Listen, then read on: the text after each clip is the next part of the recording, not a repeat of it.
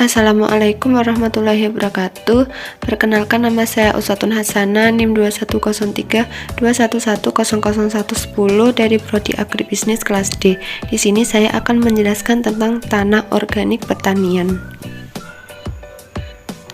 Ditinjau dari segi asal-usul, tanah merupakan hasil alih rupa atau transformation dan alih tempat atau translocation zat-zat mineral dan organik yang berlangsung di permukaan daratan di bawah pengaruh faktor-faktor lingkungan yang bekerja selama waktu yang sangat panjang dan berbentuk tubuh dengan organisasi dan morfologi tertentu.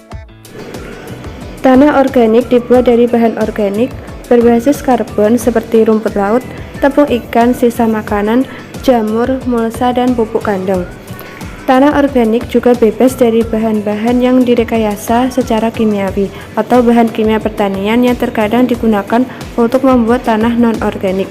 Banyak tanah kebun non-organik dan campuran pot mengandung pupuk kimia, pestisida, atau bahan limbah pabrik seperti styrofoam.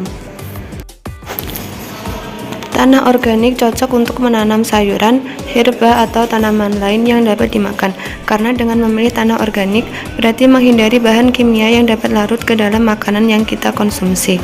Selain itu, tanah organik juga dapat menciptakan lingkungan yang lebih bersahabat bagi cacing tanah serta serangga bermanfaat lainnya. Sumber bahan organik tanah.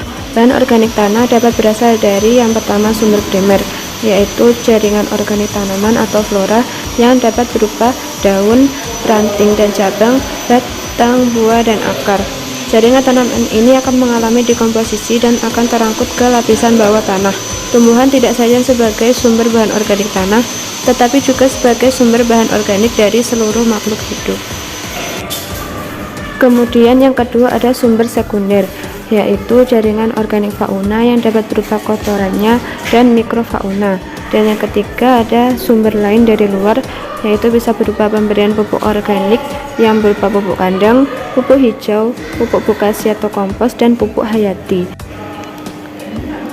Selanjutnya adalah faktor yang mempengaruhi bahan organik. Dari sekian banyak faktor yang mempengaruhi kadar bahan organik dan nitrogen tanah, faktor yang penting adalah kedalaman tanah, iklim, tekstur tanah, dan drainase. Selanjutnya adalah peranan bahan organik. Menurut Hakim et al. 1986, peranan bahan organik ada yang bersifat langsung terhadap tanaman, tetapi sebagian besar mempengaruhi tanaman melalui perubahan sifat dan ciri tanah. Yang pertama ada pengaruh bahan organik pada sifat fisik tanah, yaitu kemampuan menahan air meningkat atau water holding capacity. Yang kedua, warna tanah menjadi coklat dan hitam atau lebih gelap. Yang ketiga, ada merangsang granulasi agregat dan memantapkannya. Dan yang keempat adalah menurunkan plastisitas dan menurunkan bulk density atau BD tanah. Yang kedua adalah pengaruh bahan organik pada sifat kimia tanah, yaitu yang pertama dapat meningkatkan daya jerat dan kapasitas tukar kation. Yang kedua, jumlah kation yang mudah dipertukarkan meningkat. Yang ketiga, unsur N, P, dan S diikat dalam bentuk organik atau dalam tubuh mikroorganisme sehingga terhindar dari pencucian dan kemudian tersedia kembali.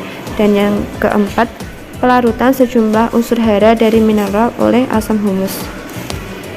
Yang terakhir adalah pengaruh bahan organik pada sifat biologi tanah, yaitu yang pertama, jumlah dan aktivitas metabolik organisme meningkat, dan yang kedua, kegiatan zat mikro dalam membantu dekomposisi bahan organik juga meningkat.